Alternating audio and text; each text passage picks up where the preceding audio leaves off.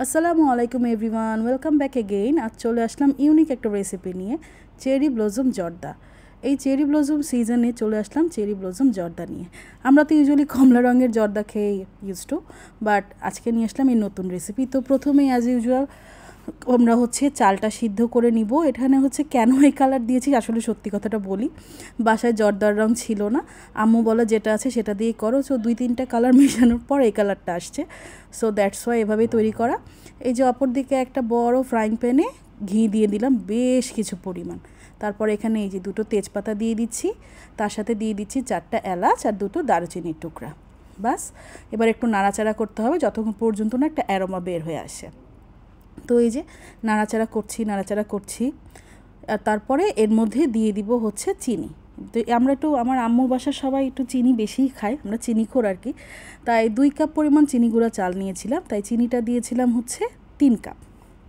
তো এই যে যখন দেখবো যে একদম এই যে ঘ্রাণ চলে আসছে একদম, তারপর এর মধ্যে দিয়ে দিব 3 কাপ পরিমাণ চিনি।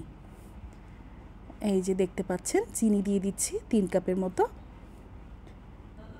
চিনি দেওয়ার পর আমি ইউজুয়ালি সাথে সাথে মাল্টার জুসটা দিয়ে দিই। তা আম্মু বললো যে না, আগে একটু নাড়াচাড়া করে নাও, তারপর মাল্টার জুসটা দাও। তো এই যে একটু নাড়াচাড়া করে নিয়ে তারপর দিয়ে দিব এখানে মাল্টার জুস।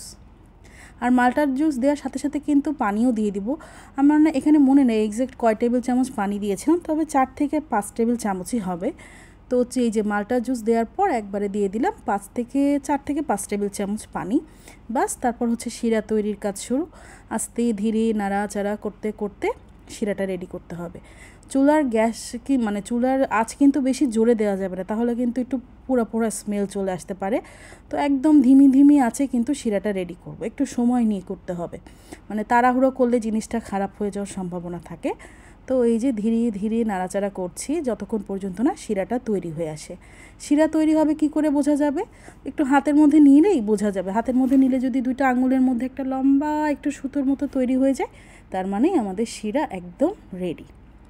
তো শিরা রেডির পর আমরা চালটা এর মধ্যে দিয়ে দিব। একটু পর দেখাবো চালের রঙটা কি সুন্দর হয়েছে। আমি তো প্রথমে ভয় পেয়েছিলাম, আল্লাহ কি না কি কালার আসবে, এতগুলো রং মিশাইলাম, যদি না ভালো হয়। কিন্তু আলহামদুলিল্লাহ, মেবি আল্লাহর বরকত হয়েছে, তাই কালারটা একদম একটা ইউনিক কালার চলে এসেছে। আপনাদেরকে দেখাবো। এই যে আমার শিরাটা এর মধ্যে রেডি হয়ে আসছে, দেখতেই পাচ্ছেন নাড়াচাড়া করছি। তো যতক্ষণ নাড়াচাড়া, এই যে দেখুন চালের কালারটা, মাশাআল্লাহ।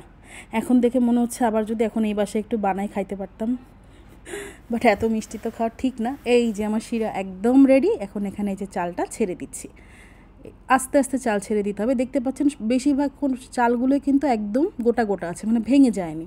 এই জন্যে 5 মিনিট ধরে চালটা সিদ্ধ করে নিতে হয়। আম্মুর কথা যে আরে না হলেই হবে, হাত দিয়ে বোঝা যাবে, কিন্তু শাশুড়ি আম্মুর কথা তো মাথায় আছে। এই জন্য দুইজনের মিক্সড রেসিপি এটা। এই যে চালগুলো একদম ঝরঝরে আছে।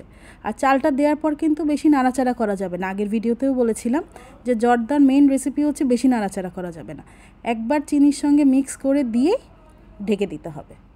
আর কোনো ঝামেলা নেই, তখন ধিমি আছে 25 থেকে 30 মিনিট পর আপনাদের জর্দাটা একদম রেডি হয়ে যাবে। এই যেটা ছিল আগের কালার আর পরের কালারটা দেখবেন রেডি হওয়ার পরে। এই যে চুলা থেকে নামানোর পর এই যে দেখুন কি সুন্দর কালার। আর এই যে চিনির পরিমাণ বেশি নিয়েছিলাম দেখে বেবি সুইটসের পরিমাণ এখানে কম দিয়েছিলাম। 250 গ্রামের মতো বেবি সুইটস নিয়েছিলাম আমি। যদি চিনি 2 কাপ দিতাম তাহলে 500 গ্রাম দিতাম ব্যালেন্স করার জন্য। এই যে এখন আমি একটা একটা করে ছোট ছোট বেবি সুইটস দিয়ে সাজিয়ে নিচ্ছি। কি সুন্দর লাগছে তাই না? মাশাআল্লাহ মাশাআল্লাহ।